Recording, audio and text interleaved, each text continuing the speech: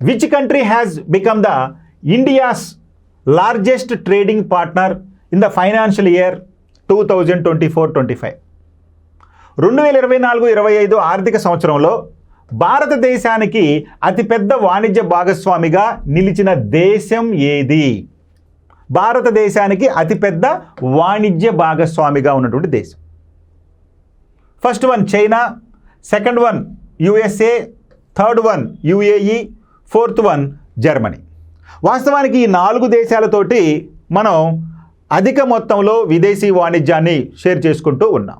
అయితే ఈ 4గింట్లో మొట్టమొదటిగా ఉన్నటువంటి దేశం ఏది అంటే అతిపెద్ద వాణిజ్య భాగస్వామి ఏదయ్యా అంటే అమెరికా.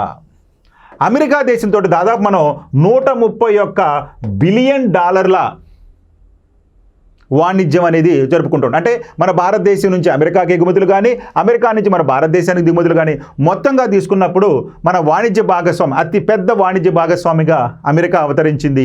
అమెరికాతోటి మనం 2024-25 యొక్క ఆర్థిక సంవత్సరంలో దాదాపు 131 బిలియన్ డాలర్ల విలువైనటువంటి వాణిజ్యాన్ని షేర్ చేసుకోవడం జరిగింది అమెరికాతోటి.